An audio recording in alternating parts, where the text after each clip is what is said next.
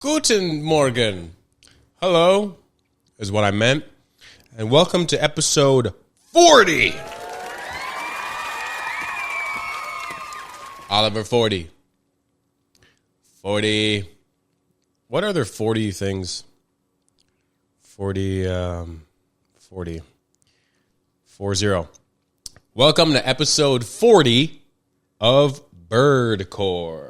Welcome to Birdcore. Sorry, I'm so nervous. Welcome to Birdcore. Stupid idiot.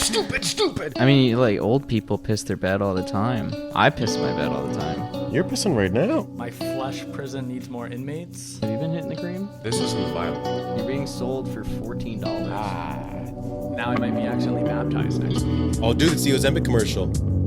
Beep-a-dee-ba-ba-beep-boop-bee.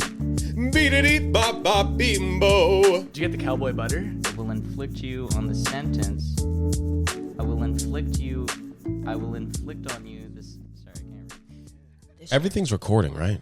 Yeah, everything's Hope so. recording. Okay, well, Are you recording on there? yeah. Yeah, everything's recording. Hey. I have such, well, you know, as a podcaster, I mean, maybe you have this fear, maybe you don't, but when the camera's rolling and the soundboard is recording, I'm like, I hope I started everything. Oh my gosh. Because I can't see, like, the camera, you know? Have you had moments where you forgot to press record and you've done the entire thing? Not No. podcast, just with anything. Off the top of my head, no. Have you? I have. Oy. Yeah, in the last 18 years, yeah. And that sits with you. That haunts you because you're like, I can't ask the guest to come back or do it again. Oh my gosh. You're like, I'm just going to have to live with my amateur mistake. What do you say in that situation to the guest? It's been years. I can't remember what I said. I must have made up some kind They're of like, excuse. where's my episode at? Hey, I must have made some kind of excuse up because I didn't want to look like an idiot. That's when you're like, oh man, I really up. Yeah. Yeah, you can unscrew that. You could have just gaslit them, like, we never did anything. I don't know what you're talking about. What episode? Yeah. Oh, cool dream, though. That must have been awesome. Yeah. Yeah, I probably should have done that. Yeah, I don't even know you. Yeah. Well, for those of you listening or watching, well, you probably have a different experience. Watching, you can see that there's a cast of people here. Listening, you can hear that as well. The voice that you recognize would maybe be mine or Sham's, but we do have a guest today. Yes, we do. Today's guest is a multimedia host, producer, entertainer, entrepreneur, and podcaster, among many, many other things. She's the host of Homegirl Nation, a podcast where she brings guests to talk candidly about gaining new perspectives on how freeing and empowering it can be when you own your story, with an emphasis on womanhood, as you might be able to tell by the name, Homegirl Nation. She's also the co-founder of Rally, an event aimed at fostering a culture of mindful digital and social media use for teens, protecting mental wellness, strengthening self-awareness, and encouraging meaningful connections both on and offline.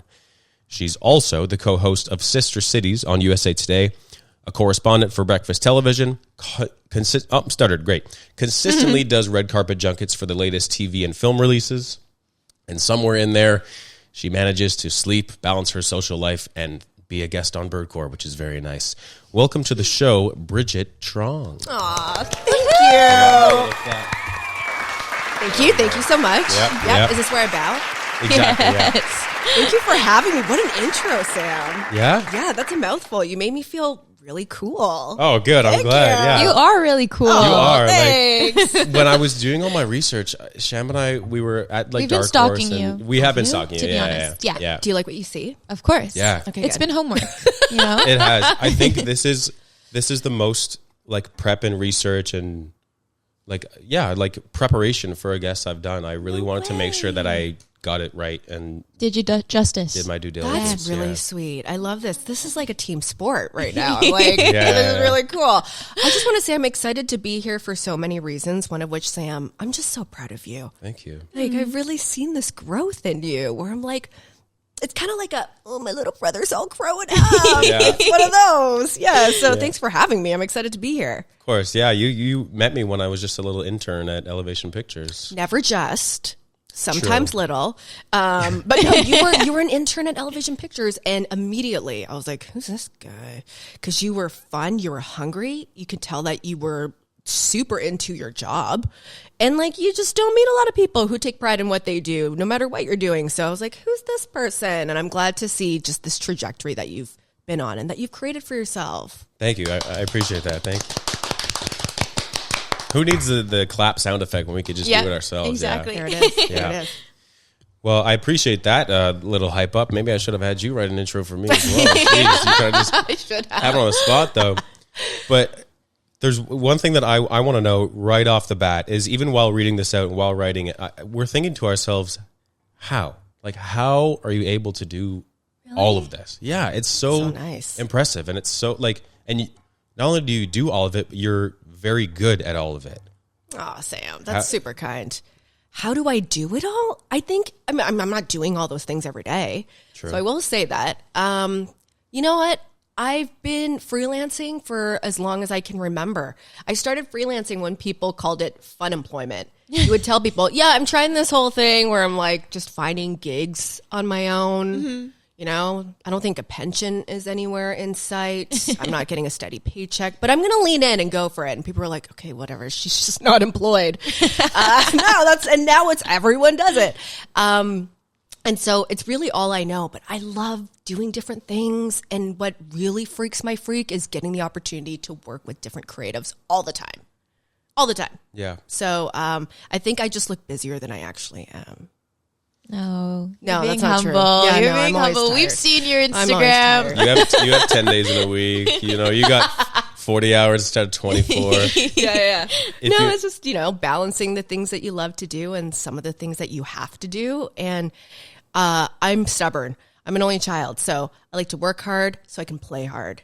And that's just what it is. Oh, true. Yeah. I love that. When did your appreciation and love for entertainment when did you find that? When did you realize this is the world I want to be working in? So this moment always comes to my mind. I don't know why. I think just because it's one of the most vivid memories I have of being a kid. To refugee parents who were always working. I grew up really, really poor. And so my parents were always working. And so I always found myself in front of a screen, in front of the TV. And Entertainment Tonight, probably a show that you aren't familiar with because I don't even know if it's still around. No, it is. Entertainment Tonight in the States is definitely still around. Canada is not around. No, I know it. Yeah. Yeah. So back in when I was 4, maybe even earlier, I was just always watching Entertainment Tonight while my mom was cooking or it was just there.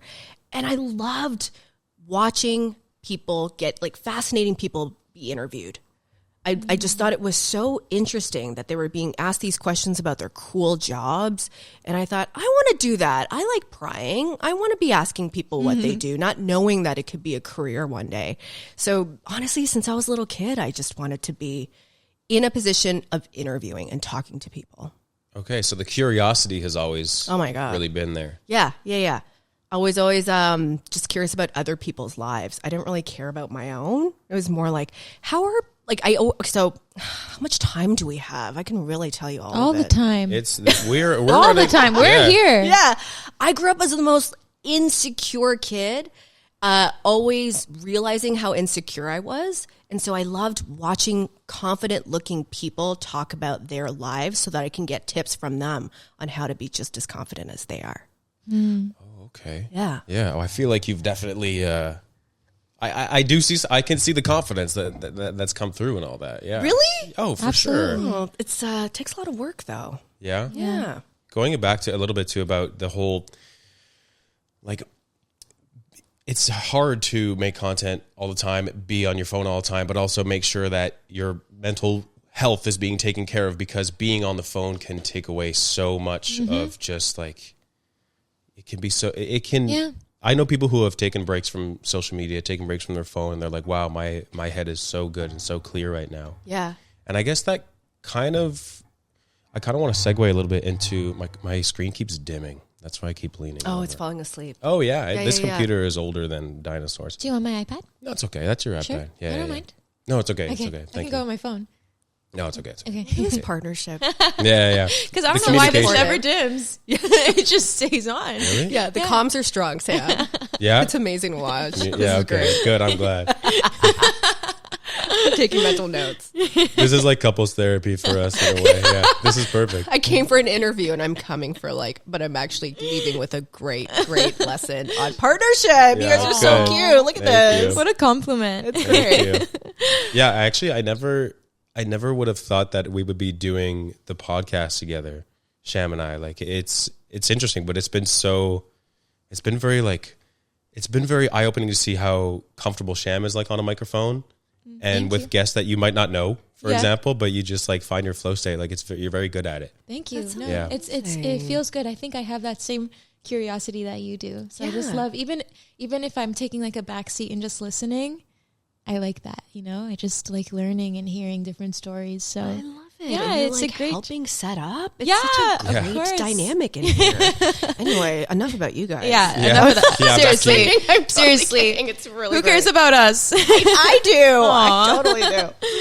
But I want to talk a bit about Rally because Which you were at, by the way. I was there, Thank yeah. you for being a part of it and just crushing it with CBC Street Sense. Thank you guys you were for having amazing us. on stage. Thank you. So Yeah, good. that was fun. I was so nervous, Were you? a little bit. Yeah. No way. What made you nervous? Didn't show at all. Thank you. Yeah, I've done a lot of stuff on stage and big presentations. And Sham and I were talking about this maybe half an hour ago because I was very worried about. Oh my God! I need Brigitte to find a parking spot. I need to make sure we get her parking. This and that. He was so worried. That's so sweet. Like, I think we were in the parking lot and there was a spot, and if he could, he would just stood there until you. I'm not joking. I think he was like considering it. He's Yeah. like, that has to be the one. Like, Yeah. he would just stood there so no one came in, so Yeah. that you could park there. do you get anxiety easily, or is just more? I think we're trying to discover what it is, because there's something. There's definitely really something sweet. going on. Yeah. Really sweet. But so I get so neurotic over the little things that aren't the end of the world at the end of the day. But when I'm going on stage in front of 2,000 people, Fair. I'm nervous. But then as soon as I step out, I'm like, oh, I'm good. So it's like I have such a big nervousness that I guess builds up just until I step on stage. Yeah. So I was nervous for that. Like my heart was beating. I always do my big, three big breaths. I also do the sign of the cross sometimes. Like I went to religious high school, so I'm like, okay, yeah, I don't go to church every Sunday, but Right. Makes you feel better. So- But you believe in It a does, higher yeah. power. Yeah, yeah, That's Yeah. great. yeah. Yeah. So, yeah, but It's easy to get into your head because you don't know what to expect. yeah, You haven't done it. Like, you haven't done our show before. That was our very first one. You're like, well, I know what the stage looks like, but how are the teens going to respond? that's true. So, Especially yeah. when it's live too. I know. Like anything, I could go back and edit this if I want to make any of us look better, or if I want to, But when it's live and when you have one chance, I think we had 4 minutes on stage to do our show. Short. It's like, Yeah. okay, you guys, like, it's got to be perfect. So the nerves came from that a little bit, but it just all goes away as soon as I stepped on stage. But You rocked it, man. thank you. You guys were so good. Thank you. I can't imagine the planning that went into that. That was first year of Rally was the biggest undertaking of my career, which I mean, I don't even have anything to compare it to. My background is in media, multimedia, so telling stories and film, TV, and the digital space, usually as it pertains to content, but not on stage. So putting this event together for 2,500 teens and teachers, wanting to ensure that teens especially walk away from this day feeling empowered and in control about their lives online and offline was the biggest thing for me. So putting it on was a big learning lesson in a lot of ways, and it was the most cup filling experience. Like, I can't wait to do it again, which we are right now. But yeah, Yay. it was a tough one. So you're planning Rally too? Yeah. October 14th, Meridian Hall. Be there. Amazing. You gotta Okay. come. Well, if I'd love to be there. Yeah, you got to come. You got to come. We're really excited to do it all over again. But it was so hard. The biggest challenge, two biggest challenge for me being in this space for the first time, fundraising, putting an event on, not cheap, especially with the vision that we had. So fundraising was a whole thing. And then the second part was getting teens and teachers there, working with school boards. It's not as easy as like emailing teachers and calling them up saying, hey, this is a free event that's happening. Please come. You have to be an approved vendor in different school boards. So that's a whole application process. You have to make sure that teachers know about it, because even if you're an approved vendor in their, back end, they don't know that you're there. They don't know that you're there for them to like look into. So just getting in front of teachers, making sure that the teens were excited about what they were signing up for, that was a huge hurdle too. But I think we have laid the groundwork for, bigger and better. Yeah. So the plan is bigger and better. And I would say second year is tighter and better. Oh, okay. Yeah, because we're doing the same venue. And that's the thing. We've had a lot of great feedback, which is awesome. It's a tough demographic to appeal to, but we had some great responses. And partners want to come back, which is awesome. Yeah. But we don't want to grow too fast. And I think that's with anything. We live in a time, too, where you just immediately think like, what's the next thing? How can we make this bigger? There's urgency all the time. And we just want to pump the brakes and say, okay, what are some of the lessons we have learned? Because we made mistakes. We all make mistakes, especially with live events. How do we learn from those mistakes? How do we make this better before we grow? So that's where we're at in the second year. And then hopefully we can expand it in the third. Oh, amazing. Yeah. Do you think you'd ever do it like across different cities? I think that's the dream. Yeah, but doing it strategically, so it's not like just doing it for the sake of doing it. Yeah, true. But more so, where's the demand? And then if we can meet that demand, then let's think thoughtfully about it. And what prompted the idea? Honestly, my own social media journey and mental health journey. I have been using social media heavily, I would say, since 2015. 2014, 2015. Around 2014, actually, I dated a Snapchat celebrity, if you will, back then. Whoa. Yeah. Whoa. Lore. Whoa. Whoa, lore. No, I was saying it's your lore. What's my lore? That you dated a Snapchat. What does that mean, though? It's part of your lore, like your story. Like your or- story, like deep lore. Oh my God, you guys keep me young. Okay, totally part of my lore. You're like, who? No, I did not date Lore. Lord of the I don't Rings know who the reference. hell Lore is. What's lore? Oh my God, please tell me more as this conversation More progresses. lore. Yeah, more lore.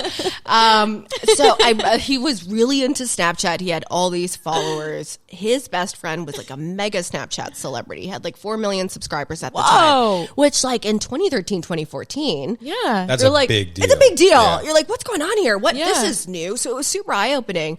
And one time he flew me out to Florida because he was doing some kind of partnership with Taco Bell. And he's like, come check it out with me. And I'm like, okay. So I went, and this was, my eyes were, I don't think I blinked at all during that experience, because I was like, what is this? You're getting paid by a brand to create content? That was not a thing here in Canada. Because, we're a bit behind most of the time. Naturally. Unfortunately. Yeah. And I saw what he was doing, and I'm like, wow, this is super eye-opening. And all you do is share skits, and then you build a community. Wow, neat.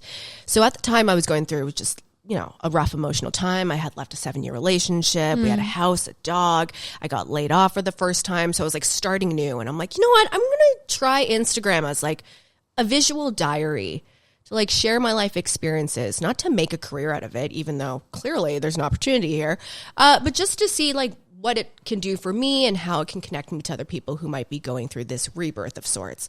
So that's when I started. And at the time, the algorithm was still great. And I actually did build a community, and that's how it all started for me on the social media side of things. But it was 2020 when I think just having been doing it for so long and then hibernating on my own in a 500 square foot apartment during lockdown, scrolling all day. Like all I was doing was smoking joints, eating gummies, ordering Uber Eats, and scrolling, probably on Hinge and Bumble, like way too much, and going boop, boop, boop, boop, boop, boop, boop, boop, boop, all day. And I was like, oh God, I feel really shitty. So I went back to therapy twice a week. Oh, nice. Yeah. And my therapist was like, you have something called secondary traumatic stress, not secondary, which is, and I had no idea about this at the time, but this is the stress that you actually take on when you're consuming too much violent content. So if you are just on your phone watching stressful things all the time, you're going to naturally, psychologically and emotionally absorb that stress that other people are going through. So this was during anti-Asian hate, George Floyd, COVID. And And I was like, oh my God, this makes complete sense. But if I, as an adult who has been in this space for so long, don't know about this, can't put boundaries on myself, what's going on with younger people today? And then the research snowballed from there. And I just thought, man, if I'm in this space, I have a social responsibility here to do something. So that's how Rally as a festival of inspiration for young people came up in my head. But I thought, this seems like too much work, which it is. Events are so much work. So I sat on it for 5 years. And then my husband, whose background is in conferences and events, was like, let's do this. Let's just try it out and see what happens. So that's what happened. That's so cool. That's amazing. Well, we're also talking about partnership. Like, that's so great of your husband to be like, let's do it. Yeah. Like, I mean, it wasn't that easy. There was some, he Yeah, was that's like, you know true. what? If you- it's tomorrow. yeah, there was a bit of convincing too. He was like, well, Bridge, why don't you do this? Because you've been sitting on this for so long. And let me help you. Like, I'll do what I can, but like, let me try to support any way that I can. I was like, cool, great. And I think because he saw how persistent I was in my efforts and the power it can potentially have on young people, especially in Canada, he was just like, you know what, let's lean in. So that's where it all started. That's so cool. I'm really grateful. And correct me if I'm wrong, but it must have been a bit nice for you to take a back seat from on-camera stuff, on-camera content for this person, content, to kind of just, okay, I'm planning my thing now. Yeah. It was the first time I actually took on a project where I didn't want to be the face of it. And there was something really empowering about that. It was really exciting to lean into something that I didn't have to be, I don't know, I guess the spokesperson for. That being said, I have been. I mean, I've done the morning shows to promote it, but I don't think you see my face in any of the marketing online. No, I mean, based on the research that Sham and I did recently, a lot of the rally stuff that we've been seeing has been, I guess, compilations of different, videos and stills from the event. Yes. But I guess beforehand, the marketing, I can only associate your face with it because I know who you are and I know you're doing it. But yeah, that's a good point. I would just see like rally. Yeah. TO, I wouldn't. Yeah. And I've thought about that because, I don't know, I always think of like a lot of thought leaders out there and entrepreneurs out there, it's true what they all say. It's like people don't buy into what you're doing. They buy into why you're doing it. So that was always at the forefront of the beginning chapters of Rally. It's like, you have to really get the message out there to build a community. It's what are people signing up to? What are people really buying into? Well, we have to drive home the why. Why are we doing this? And I'm like, well, wait, do they have to also buy into why we're doing it? Like Keith and I?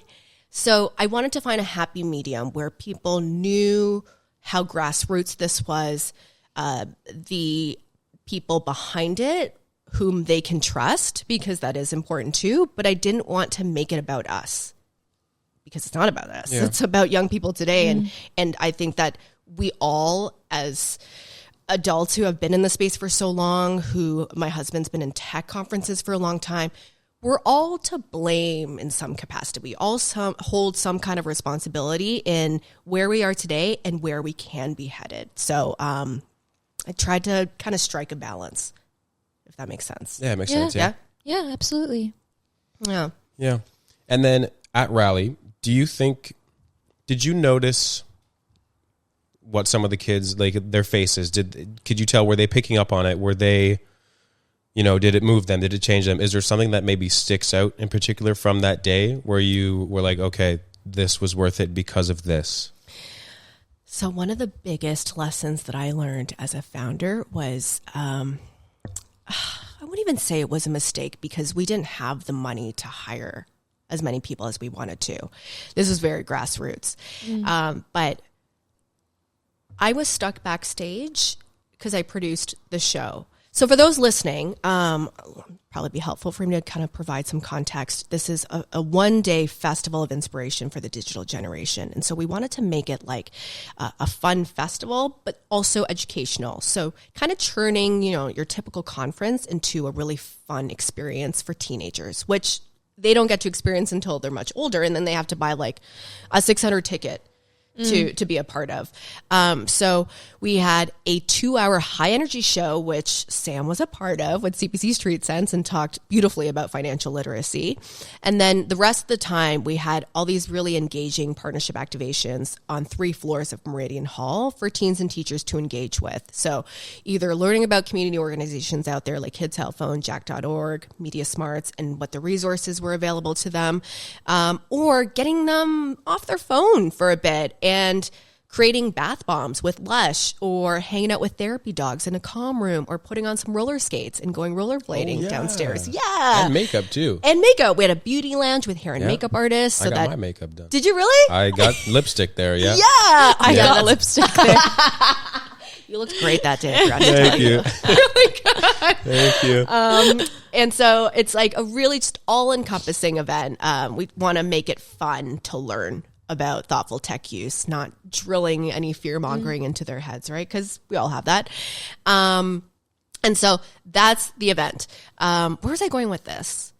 The context to tell us what one moment really, or you were telling us how you're backstage. Oh yeah. And so I produced the show, so I was stuck backstage the whole time just to make sure everything went smoothly, which with a live show I learned nothing runs smoothly. No. So I'm like putting out fires, just hoping nobody notices me like raging out and like trying not to cry in some moments. There was a 17-minute opening delay with tech glitches at the venue, and knowing that teachers were really, serious about when they had to leave, catch the bus. I was like, oh my God, what's going on? So I didn't really get to experience the amazing energy that was taking place in the venue and in the audience, which is such a shame. So it's not happening this year. We're working really hard to ensure that we can hire a full team. That being said, I heard a lot of feedback from people within our team that day, and then from teachers and students. We gave them a post-event survey so that we can actually know what they liked and what they didn't like. And it was so amazing to see that, yes, even though I was so stressed out, we worked so hard for a little over a year, where I can't tell you like what my body went through because I was so stressed. It was so worth it to hear that there were teens leaving the venue saying that they felt really special that day. Oh, how amazing, even if it's for a day, hopefully that feeling continued after, but even if it was just for that day, it was like, that's all that matters. There were teens that said that they had never felt more seen, that they felt like they were able to connect with the speakers on stage. They were so excited to see speakers that they knew, like yourselves. So all of that combined made us go, oh, the stress is worth it. And teachers even said, I forget what the number is. I'm not going to quote it just in case it's wrong. But there was a bunch of teachers that said that there was a behavior change within classrooms. They noticed that teens weren't picking up their phones as much, and that they were engaged in productive conversations about phone use. That's amazing. I know. Wow. Yeah. Wow. That's so good. Yeah. I also feel like as a student going into that day, it's like, oh, we're going on a field trip. Amazing. And then that whatever happens on the field trip is just, it's extra heightened. Extra. You know Remember what I mean? field trips for you? Yeah. What were your favorites? Oh, Or did you just want to get out of the school? sometimes getting out of the school was nice. I guess I wouldn't say it was a field trip, but I was the team manager for my grade 9 hockey team because I wasn't good enough to be on the team, but I was like, Coach, I'll fill the water bottles and I'll open the doors. Yeah. So anytime we went on like a tournament or whatever, I got to miss school just to go be the team manager. I was like taping guys' sticks on the bench. I was like, what do you need? You need your skates sharpened? I was like, okay. I was, sharpening them. So those were always the best. You would do that. Yeah. You would. I just want to be there for the boys. Yeah. I just want to be there to help the guys out. What about the homegirls? Well, I went to an all boys school. Okay, that's fair. All right. Yeah, All right. No criticism there. Yeah. Sorry about that. Yeah. No, I want to be there for the homegirls too, though. Yeah, I'm Yeah. sure. I mean, you are these days. Yeah. Yeah. Well, actually, we were just talking before about the Elevation ladies, and I'm still in touch with them. Oh, they're amazing. Yeah, Yep. they came out to rally. Yep, This they is did, just yeah. a true reflection of who they are. Yeah, they're great people. Yeah. I wonder if they're listening. Hi, Kate and Olivia. Is this my camera? Shout out Hi, them. Kate and Olivia. Love you. You mentioned the word homegirl a second ago, which is a lovely segue. I don't know if you did that on purpose, but I didn't know. It's perfect because I do want to talk about your podcast a little bit. I just like Nation. setting you up. Yeah, it's good. Yeah. It's like there's a famous meme of LeBron James and Dwayne Wade when they were on the Miami Heat, and Dwayne Wade has just thrown an alley-oop up, and LeBron is behind him, and Dwayne Wade is sticking his arms out like this, and LeBron is about to dunk. So that's exactly what we just did. I know what you're talking about. You know the We're one? on the same team. We are. Hey. That's all that matters. Tell me a little bit about Homegirl Nation, because I know what it's like to self-produce a podcast, and yours is self-produced, correct? Correct. So there's a lot that goes into it aside from just setting up cameras and pressing record. There's a lot of scheduling with the guests. There's a lot of who would be a good guest to come and talk about X, Y, and Z. Where am I going to do this? What equipment do I need? Like, how did you decide one day I'm going to start a podcast and this is why it's important to me? I hate to bring up the pandemic because it was such a dark time, but my podcast also came out of the pandemic around the same time as Rally. So I was, again, in lockdown by myself. It's a mind when you're locked down alone in a 500 square foot apartment, not knowing what the hell was going on with the world. Like, that was a weird time for all of us. Groundhog's Day a little bit. Yes. Right? And then you're like, if I were to die in here, nobody would know. Not a single person for like maybe 24 hours. Yeah. I hope less, but Yeah, ideally. Yeah, right? well, like I thought about that a lot. Oh, it's been 2 weeks. Huh? Somebody should call her. Yeah, or knock at her door. And so I was really lacking connection. I needed connection badly because I was spiraling. And I just thought this would be a really good time to start a podcast. Why not? If I'm going to make mistakes, at least I'm making it now. It's not like anyone's going to hold me accountable for anything. So I didn't think twice about it. I just ordered a couple mics off Amazon. I asked a couple of I'm in production as well. So I asked a couple of my sound mixer friends for advice, did some research, and then Bob's your uncle. And I didn't overthink it. I didn't overthink the equipment I was going to use, the editing that I was going to lean into, who I was going to have on. I just knew I wanted to have real conversations with women from different generations about the nitty-gritties of womanhood, and it just started there. And this is one thing actually that I've learned from freelancing all these years is that you just got to do things. If it's on your mind for more than, I don't know, a couple months, you want to do it. Yeah. So just do it, because you can only learn as you go. You can't learn what it is that you really want to put out there until you lean into it. And I think a lot of us creatives can overthink the process and how people perceive it, but you just got to start it. So I started there, and it kind of just snowballed into this really cool community. Like, I never thought I'd have Mae Martin on my podcast, Sophie Trudeau, a politician's wife. That was sick. What the hell? So this is my 6th season, and I don't know how long I'm going to keep doing it for, but I just know that I needed it from a selfish perspective of staying sane, and it's become a really fun thing that I get to do. How cool. Yeah, it is really cool. And that's such a good point as well, as if you've been thinking about it, just do it. Yep. I recently had that with stand-up comedy, where I'd been thinking about it for literally like probably 5 years. Honestly, No way. maybe more. Yeah. I remember I was thinking about it a little bit during the pandemic. And then in 2021, I ran a half marathon at Mont Tremblant with some of my friends. And my friend Dante, who ran it with us, who I don't speak to that much. I went to high school with him, but I don't keep in touch with him. He was like, we were just at breakfast, and I guess I was being funny. He was like, Sam, have you ever thought about doing stand-up? And I was like, oh man, if only you knew. Like, so that him saying that to me, a guy who, you know, he's not one of my best friends in the whole world. He's just a guy who happens to think that I might be good at this one thing based off the little bit that he knows about me. So I was like, damn, maybe I should try it. And then I thought about it for literally another 4 years. Yep. And I had different instances of people asking me the same thing. And I spoke with stand-up comedians, and I was like literally at like just before if the finish line is doing stand-up, I was like 1 inch away. And I'd done everything I needed to, like all the research, all the, you know, writing different jokes. It was just like that one step of like actually getting on stage and trying it. So I did recently eventually, but And how do you feel about it? Oh, it's sick. I loved it. What was that first experience like for you? So you said at Rally you felt really nervous until you hit that stage. Yeah. Is that a similar feeling you get before you go out? I was actually not that nervous for stand-up. I don't know why. I think it's because Rally was, there's a massive audience. Actually, maybe it's not that different. But my stand-up set was so prepared in my head. We were prepared at Rally as well, but we did need a little bit of, we needed the audience to kind of give us stuff as well. Very interactive. Right, very interactive. Yeah. But with my stand-up set, I knew what I was going in to say. I felt so confident that night. And then I got on stage and I almost like blacked out a little bit. Yeah. From joy? From, I don't even know what it was. It was from, I guess from joy. Yeah. Or drugs? No, okay. I was sober. Yeah. Oh, nice. Okay. Yeah. Well, you never know. Yeah. Yeah. No judgment.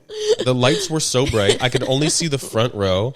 And I was like, okay, I have no choice now but to do my set. It's like, I can't be 1 minute in and be like, wait, guys, wait. Let me start again. Can we start the timer again, please? I can't do that. So I don't know. I guess flow state would be the best way to describe it. Beautiful. I hit flow state because I knew my beats. I knew what would get laughs. Actually some things got laughs and I was like, oh, I didn't realize that was going to get a laugh. And when you're doing a stand-up set, you're very much like set up, punchline, break for laugh. Okay. Set up, punchline. But sometimes it was like set up, laugh. And I was like, oh, wait, you guys weren't supposed to laugh yet. So I have to kind of make sure that I stay in the right like sequencing. Yeah. How long was the set? 5 minutes. Okay. It was quick. It was 5 minutes. Yeah. Yeah, but if you weren't getting the laughs, that probably could have felt Feels like like 5 forever, hours. yeah. Yeah. I was actually wearing these pants with the little dog on my crotch Oh, yeah. because that was great for some crowd work at the start. Right. I got up there. I'm like, are you guys all looking at the dog on my nuts right now? And then one guy was like, oh, yeah, I was actually. And then I just did some crowd work with him a little bit. So that was a good way to kind of loosen up, I think. Yeah. And then I ended up segueing that into my story somehow, which it worked. It was good. Yeah. That was my first time, yeah. And I that was at Yuck Yucks. Iconic. Yeah. It's like, Iconic. yeah. So do you have the bug now? A little bit. Great. I took a stand-up comedy class at Second City. And I that's heard how those are great. I loved it. I ended up doing a show where like a lot of family and friends came out. And it's such a momentum thing, stand-up comedy, because I have the bug. I'm like, okay, I'm riding that high. But then it's like, well, I got to find the next open mic and and then this goes back to the thought of just do it. Like, oh, there's an open mic on Tuesday at 10 p.m. Don't overthink it. Just go. You know what I mean? What's your relationship with overthinking, though? As a creative, do you find yourself overthinking a lot like you did for maybe 5 years before you actually took a jump into that space?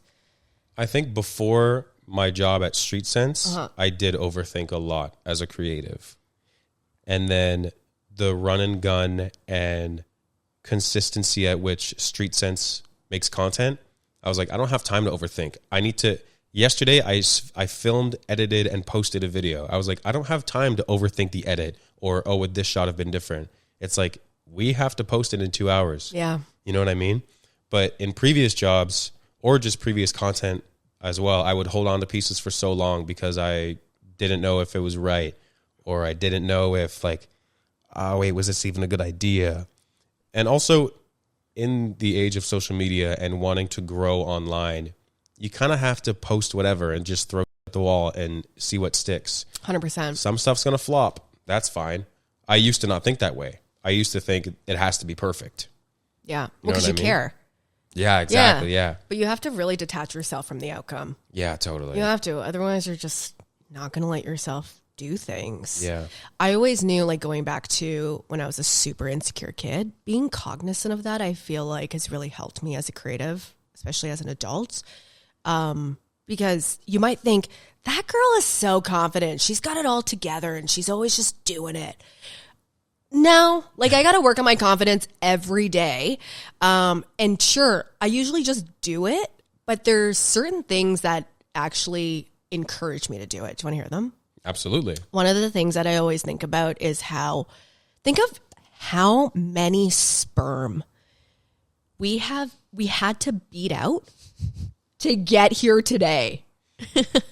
It's in the trillions. I was going to say millions. Is it in trillions? I don't know. Well, do we have like, is this a Gemini moment? I'm not Maybe. saying ChatGPT because open AI. This is producer Sham's. This is her Yeah, moment to Sham, shine. sorry, I'm giving you work. I think it's more than millions, but okay, let's just say millions. It might be trillions though. We beat out a lot of little guys It's true. to get to live this life. So if we won that, that's like the biggest race you can really think of in life. You better give them something to talk about. That's a great point. So I think about that a lot. Up to 30 million sperm. Wow. Oh, wow. Oh, my God. Wow. I went a little liberal there, but okay, that's still a lot. That's still a lot. Yeah, that's a lot. So that's a very special place to be in.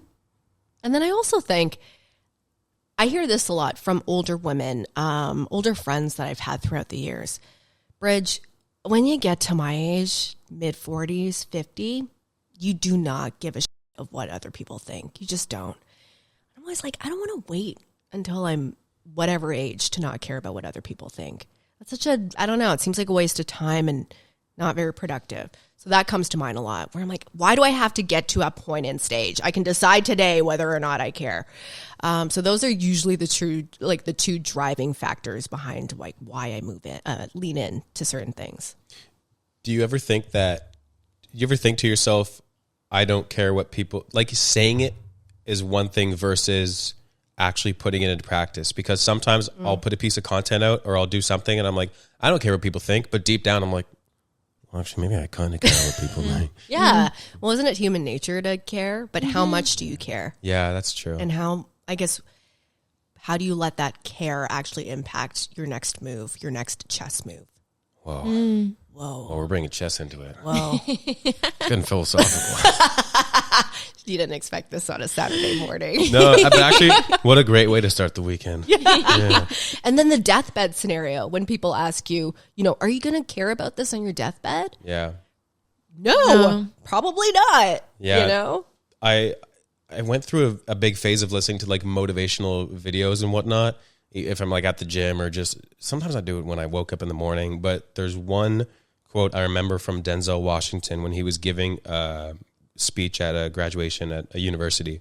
And he was saying, like a picture being on your deathbed. Mm-hmm. And there are different ghosts who are, I'm probably going to butcher it. And there are different ghosts who are sitting at your deathbed. And they're like, we're the ghosts of who you could have been. You know what I mean? Ooh, that's deep. It's like this is the ghost of you if you had done something differently, if you had actually tried that thing.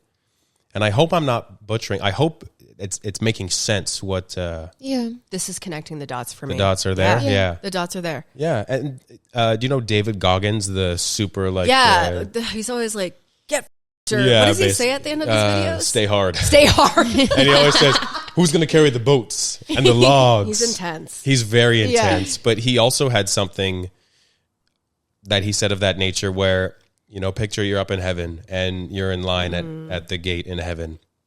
And God is like, okay. Because David Goggins, he used to like spray for cockroaches and like live, that was his job, like an exterminator kind of thing. And then one day he decided he was going to join the military and do this and do that. So God is like, if David Goggins had stayed as the exterminator his whole life and he got up to heaven and God was like, okay, David Goggins, you were the Navy SEAL, you wrote a book, you ran ultra marathons. And then David Goggins like, no, that's not me. That's not who I am. And God's like, no, but that's who you were supposed to be. Oh. You know what I mean? Yikes. Oh my gosh. Did that one hit harder? Yeah. A bit harder. Yeah. Yeah. Wow. That's true. And nobody wants to be living in regret. Yeah. But also, how privileged are we that we were born in a country or into a family that's led us to this point in life where we can actually wake up every day with choice and options. Not everyone gets that luxury or privilege. Yeah. So knowing that, sometimes I think to myself, Bridge, get out of your own head. You need to just lean into whatever you want to do today or do something special because you want to for those who can. Yeah. Because unfortunately, we see it in the news all the time right now, that we are very, very blessed to be where we are. Yeah. Also, I love this mug. Oh, It's so festive and I love dogs. I got it in a Street Sense video.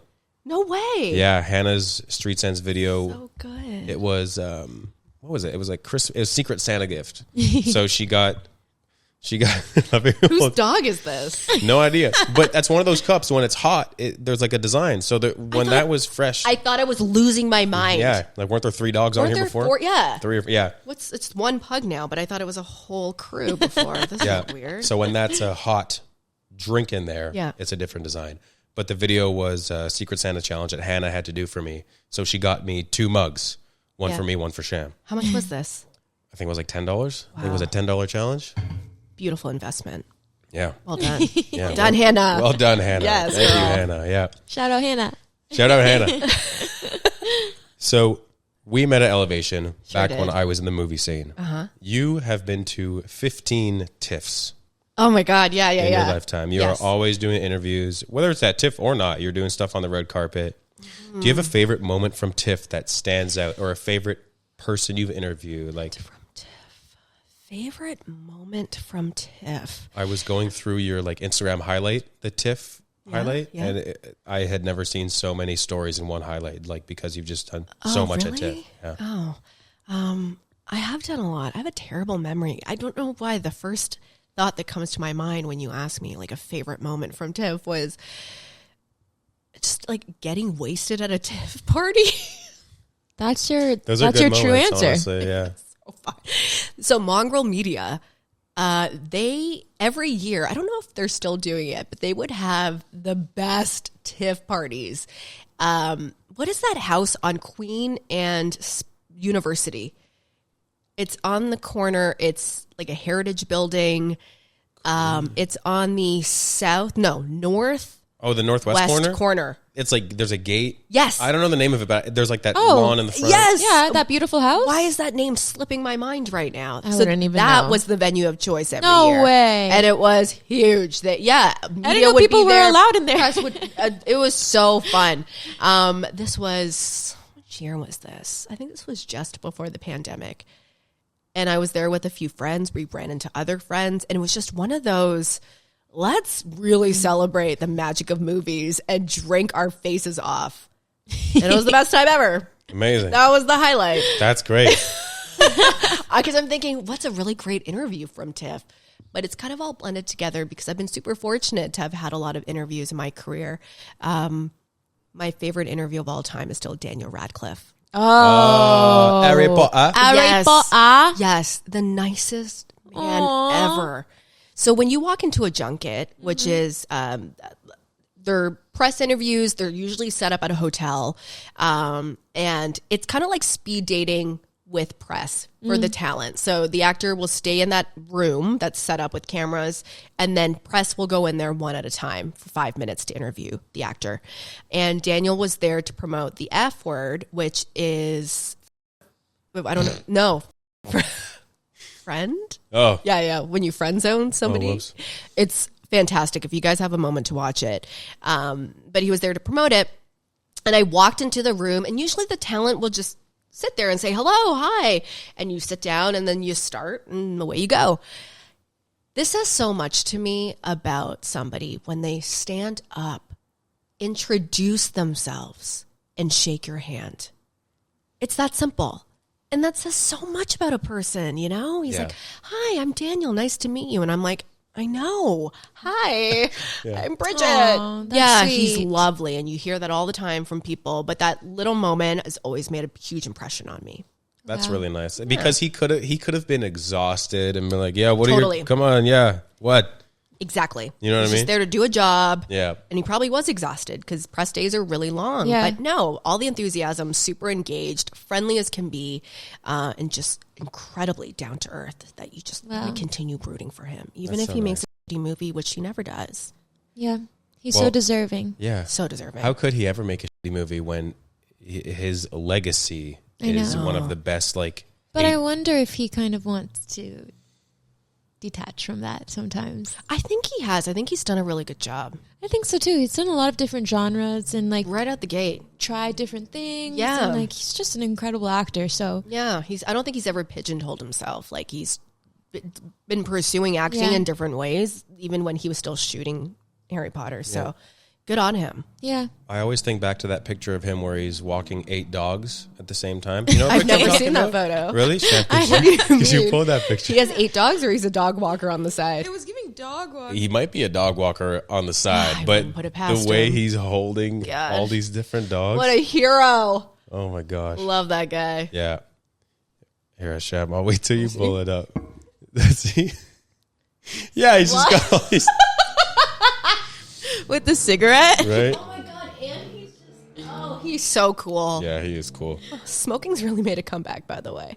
Yeah, it You has. noticed that? Smoking's made a comeback, but so has sobriety. Sobriety and non-alcoholic drinks for Yes. Gen Z is Yeah. huge right now.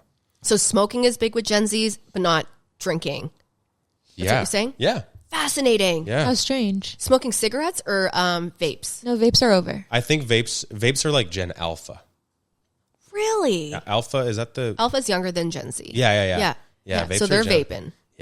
Yeah. I never really understood vapes because it looks wildly dangerous. Yeah. You know what it is? It's the fact that I could be vaping right now and I'm inside in an enclosed space. It doesn't make your fingers smell. Sure. It's Yeah, just yeah, yeah. like Yeah, it's oral easy. fixation. So I think that's how it got It's so easy. big. But if you're doing that because smoking, I don't know why I'm doing this because smoking is so bad for you. How do we know what happens when you're inhaling something that's been charged? Oh, vaping is way worse. Oh, yeah. I think so that's weird why to we're me. going back to cigarettes. Cigarettes? It's like it Right. is low key better. You got to have something. Yeah. Yeah. Yeah. Yeah. What a world. What a world. God forbid just a glass of water. You I know? know. Thank you for this tea and water. Yeah, of I'm course. hooked up. I love it here. Sorry, no cigarettes. Damn it. Actually, I think we have some Marlboros from Spain that we use as decoration along with our other little trinkets in here. Oh, classy. Yeah. Which ones? The white ones? The gold Just ones? above the little rocks. I think they're white. Yeah. I love having a vacation Marlboro. Of course. It doesn't count. It doesn't count. It doesn't count. No. Of And then like, course. do they still have them? I've been to Europe in a while, but the menthols. Yeah. They Yes, do. they Yeah, do. Oh yeah. my god, what They a nice sure little do. treat. I heard. I never tried. Yeah, I think they the camels, might. the camel ones. Do they have those?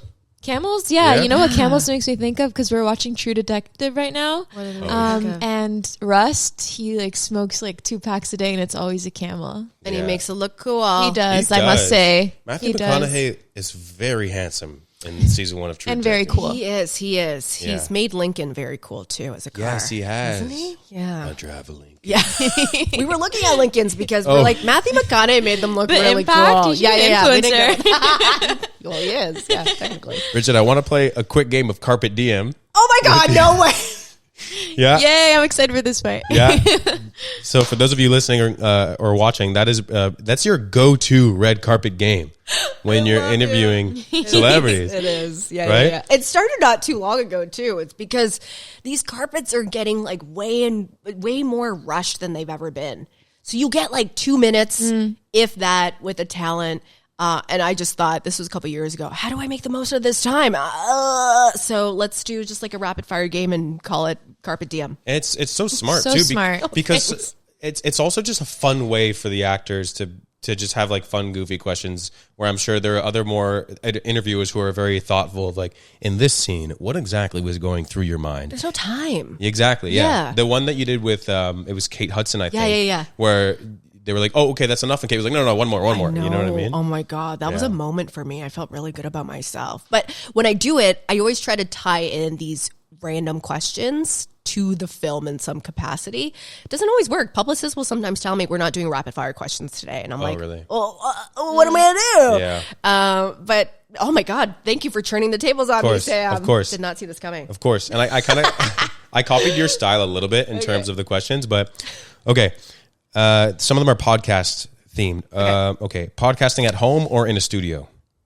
At home. Well, Okay. I my studio is at home. Yeah, but have Yeah. you ever been to like a studio to record a podcast? For myself or with other people, like for another podcast? Either. Yeah. At home.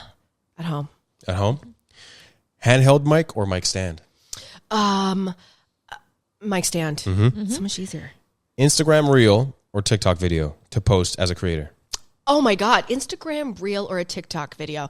I'm going to say Instagram reel because TikTok gives me anxiety. That's fair. If you had to describe Homegirl Nation in 3 words, what would they be? Juicy, honest, raw. Love. Ooh. Wait, is that the same as honest? Yeah, that's the same as A honest. synonym. Juicy, honest. Raw is a different level, I would say. Okay, let's go with raw. Okay. Yeah. What is Brigitte Truong's tagline? Oh my God, Sam. What is Brigitte Truong's tagline? This one was Amrita's question.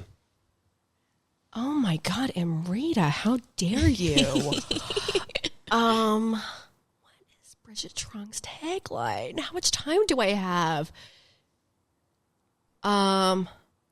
Get it, girl. Okay. Get Love it, that girl. one. Yeah, that's it. Why was I overthinking it? I say don't that know. all the time, yeah. That was our very quick game of Carpe Oh, Diem. great. Thank you so much. I guess Oh, it could that be- was fun. there's one more. Oh. Yeah, Who's- that's true. Yeah. Who's your dream guest? Who's my dream guest? There's so many. Like one of them. Wait, you said it a little earlier, I think. Did Yeah, I? dream interview. Yeah, that's true. It's another Daniel. Oh, Daniel. Craig. Well, he can't be. Well, he can. I usually have women on. True. Unless it's a male that speaks to like female millennials, like AJ McLean from the Backstreet Boys, which we had a couple years ago. My dream guest right now? Oh my God, Alyssa Liu. Oh, yes. She's the Hands coolest. down. Yes. She's the She's coolest. so Icon. f***ing cool. Yeah. How are you, like, so many questions for her. Yeah. Are you just born cool? Or do you work at it every day? What do you I need eat? that episode. Like, I need to know what her go-to breakfast is. It's all these just minute details that I need to know. I feel like they're Fruit Loops because that's her like profile picture. Wait, really? Yeah. I didn't know that. Yeah. God, I stalked her. Yeah, she's the coolest. She is, right? I love her hair too. Like, Like, talk about somebody who's so proud to be herself. absolutely. Or comes off that way, at least. Yeah. Well, also, so I think inspiring. you may have reposted to your story yesterday that interview where she was saying, well, now, what was it? It was like, she's like, something about, what would you tell younger you? Like, what Oh, would you yes. do differently or something like that? And she was like, nothing. Like, Nothing. I'm good. Let her figure it out. Yeah. Yeah. She's so real. Yeah. Raw Wow. and juicy. There you go, raw and juicy. Yeah. Yeah. What are your big expectations for the Oscars? At the time that this is uploaded, Yep. everything, the Oscars will be done. Right. So any predictions you say now, you may have nailed it or gone completely off. But I mean, I don't know. Did you follow all the movies this year? And I followed most of them. I will quickly say, though, as a host myself, I'm always most excited for the host and what they're going to be doing. Oh. So Conan O'Brien is back. Second year in a row, right? Crushed it last year. Yeah, he was so good. So I'm expecting a great time from him. I'm more into the controversy right now leading up to the Oscars Yeah. with Timothée Chalamet. Yeah. I don't know that his comments about ballet and theater are going to jeopardize his chances of winning, but I also don't think he's going to win. Oh. I don't think he's going to Oh. win. I think there's a really great opportunity for Michael B. Jordan to surprise us all and take home the golden statue. But that is something that I'm really interested in. I'm personally very much rooting for Paul Thomas Anderson. Yeah. Yeah. Well, One Battle was so it was my favorite movie of all. It was This it's past year. incredible. Yeah. I think it might be one of my favorite movies of all time. Yeah. I would love Chloe Zhao.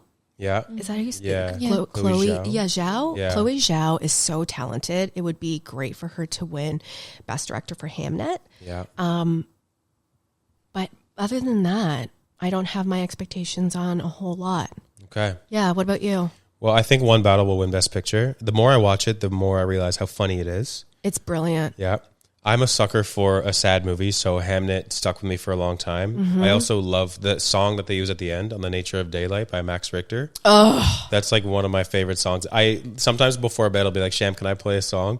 And she's like, I know what song you're gonna play. Just play. does it make you feel a lot of things? Yeah, it does. It's crazy. And seeing it in that movie, especially with what that movie is, I was like, Mom, you should watch Hamnet. She's like, what's it about? Is it sad? I'm like, you should just watch it. And then halfway through the movie, she's like, why would you make me watch that movie? It's brilliant. Yeah. There's no doubt in my mind that Jessie Buckley's going to win. Oh yeah, I think that's a guarantee. She's brilliant. Yeah, I think that Sham and I were talking about this last night as well.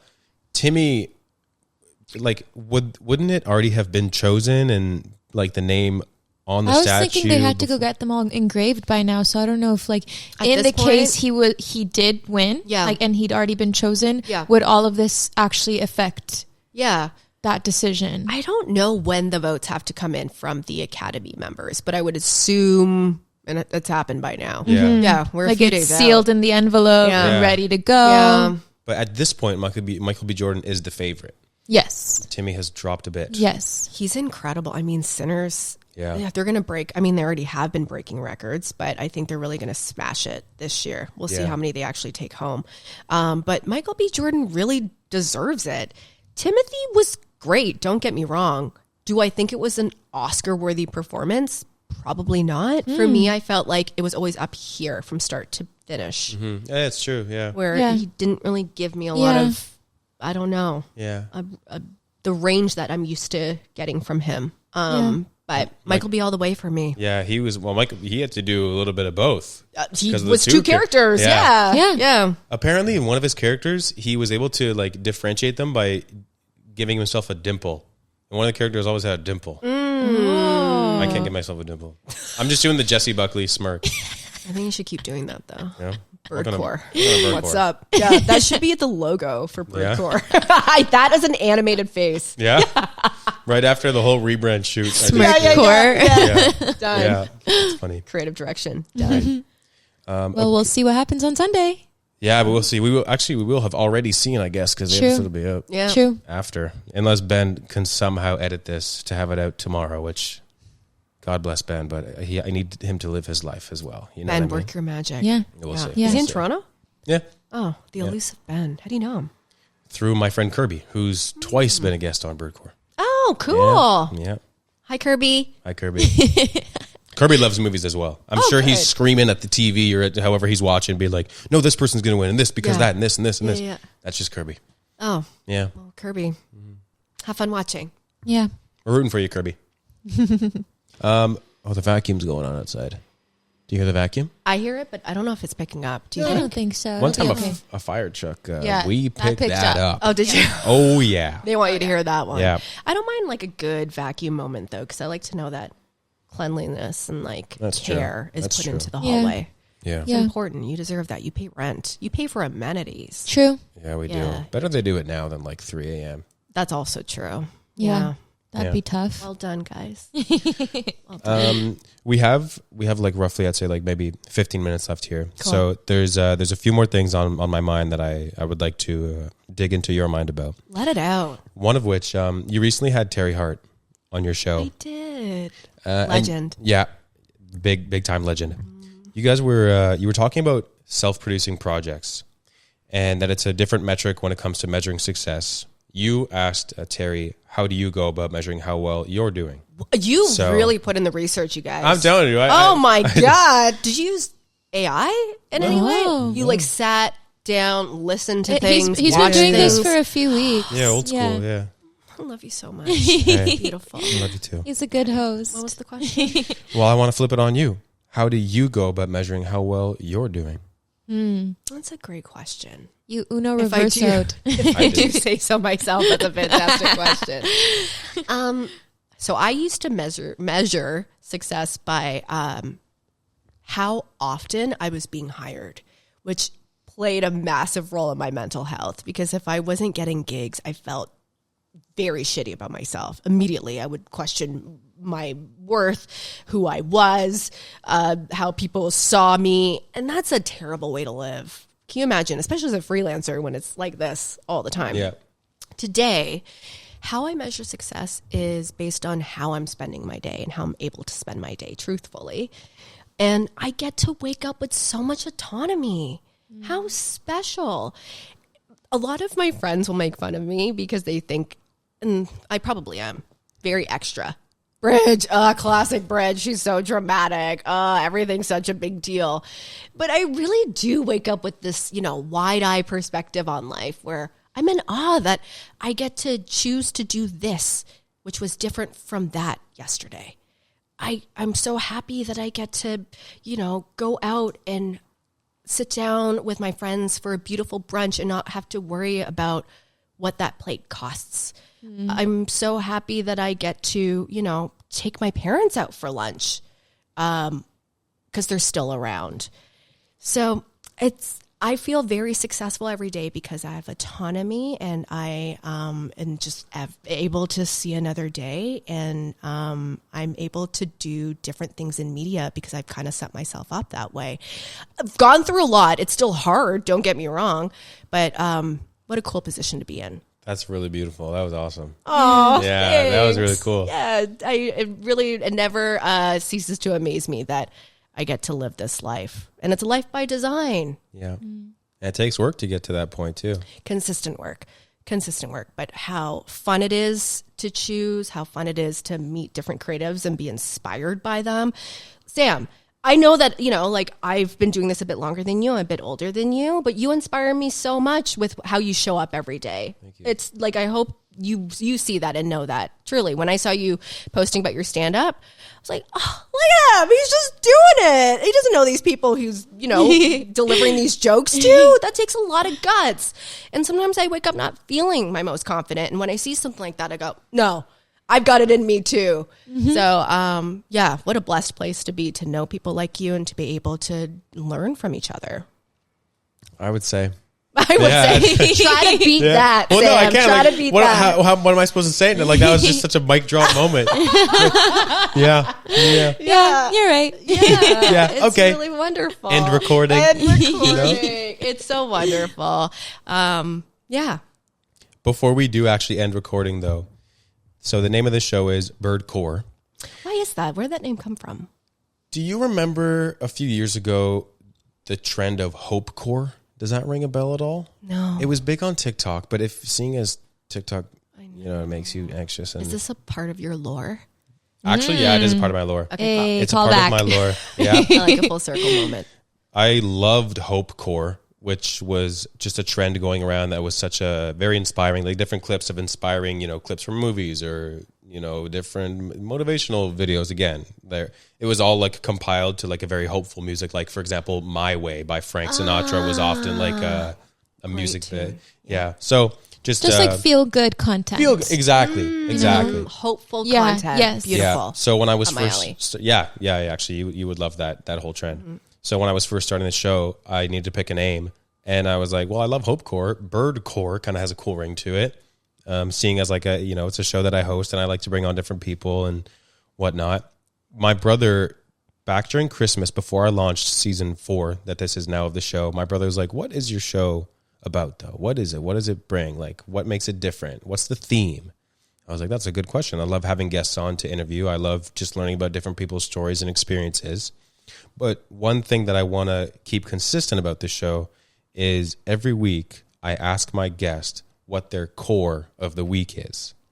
It can be a core belief. It can be a core thought you've been having. It can be a core value. Smart. It could be a core memory that happened on Tuesday. It could be a core song. Core song, literally. A core movie. Like, what are some cores we've had recently, Sham? I had spring core. Yep. Because the weather's getting nicer. You've had... I had Groutfit core because I was wearing a grout for one day. Yes. Yeah. So it's like a choose your own adventure. Absolutely your own. Yeah. And we always go out on this to learn what our guest core of the week is. And then Sham and I will give our own cores as well of what our core of the week has been. Okay. You can take some time to think about it though. Don't worry. That's why we have Ben. Ben, what's up, Ben? We love Ben. Is it Benji? Benjamin? Benjamin Fudge. I just doxed his full name. Okay, so like a core moment. Okay. This week. I've been internalizing it, and I'm actually going to share it. And old Bridge, because of how I was raised, would have been like, "Oh my God, do not share this with anyone because you're going to sound like you're bragging." But you know what? Who cares? Mm-hmm. I'm not bragging. Well, maybe I am. So this week, my husband and I picked up a car, and a new car, because we've been sharing a car for, I'd say, about 3.5, 4 years. He recently started his own company, and so we have found ourselves in this position of like, oh, someone has to Uber all the time. And so we just grabbed another car. And it's like the most fanciest car I've ever had. And in my opinion, like it's like it's a moment of how do I say this? I've been internalizing a lot of, oh my gosh, Bridge, you should be really proud of yourself because you grew up sleeping on soundproof mats. So you know those soundproof things like that the you sound put on? panels, Yeah. When I was a kid, I slept on those. That was my bed. Wow. Yeah, and so it was rough. But growing up poor teaches you so much about life. And so driving here today, even then I was thinking to myself, well, I'm grateful that I have a car and then Keith has our other car so that he can go and meet a buddy. But I was like, wow, this is a fancier car than I ever thought I would be driving right now. And you know what, Bridge? Be proud of yourself. Just this whole journey evolution has come up a lot this week. And it's all because of getting this car, which is super materialistic, but it reminds me of where I came from and how far I've come. And I think that's something to be proud of. 100%. You know? That's so cool. Carcore. Yeah. Carcore. New Carcore. Yes. Carcore. Congratulations. Thank you That's so awesome. Much. It is Yeah. It's a car. good feeling. Thank you. Oh, yeah? It's a nice car. I wish I saw it now. And I'm like scared to drive it because I'm clumsy and I've been a mini girl forever. Yeah. Like we have a Countryman and now I'm driving an SUV and it's a whole thing. But yeah. Proud of myself. I can understand the fear of parallel parking that car, though. Oh my God. Yeah. I got to practice. It's a big boy? It's Yeah. it's a mid-size SUV. Yeah. Yeah, it's a Q5. Okay. So it's bigger than I'm used to. Yeah. What about That's you? great, though. What's your core memory or core moment? My core of the week. It's Saturday today. Yeah. I feel like I should know this. I know every week that I have to give one. And I Never prepare? no, but Let's just have honestly, a moment. Bridget, I was looking forward to this. Really? It was like so much throughout this week. Seriously, like Bridget Core. Bridget Core. Shut. No. I swear, like No, Sham that's true. knows, like Sweet. It's true. This was a very He's been so excited. this was very important to me. So this my core of the week has been it's been Bridget Core. Yeah, Moment. yeah. Love you, buddy. Real privileged to be here. Thank you. Thank you for coming. We're privileged that you are here. Oh my God. Took I'm the time. delighted. Yeah. Sham, try to beat that. I can't. How am I supposed to top that? Yeah, Only you 2 can't. cores of the week this week, actually. Sorry. Sham. Yeah. Okay. I'm kidding, by the way. My my core of the week is meal prep core because this was our first week meal prepping. Yep. So last Sunday we cooked up a bunch of food and we got these containers with the 3 compartments and we made 10 Tupperwares ready to go. So each of us had a lunch every day this week and we didn't have to buy out and we knew what we were eating and it was home cooked and it was healthy. So that's my core because I was proud of that. Yes, girl. Get it, girl. Yeah. That's it. Meal prep core. What did you make? We made ground beef with rice, broccoli, and a little like Greek salad. Ooh, healthy. Yeah. So this is I struggle with meal prep. I need to do it. Yeah. But after like day 3, I'm like, I don't want this anymore. No, do I you know. find that or you guys are that's why I put it off for so long because I'm Right. like, I'll get over it. I don't Yeah. like leftovers. I don't like wanna switch eat, it up. But for some reason, I think maybe it was the lack of cooking, cleaning, that like there was something ready for me. I was just grateful that it was there and it hit even Love on, it. I was telling Sam yesterday was the last day. I'm like, it still hit. Yeah. Great. You set yourself up for Yeah. success. I could eat the same thing for lunch and dinner every day of my life. So I was So yeah, You're not picky. not picky at all. You eat for substance.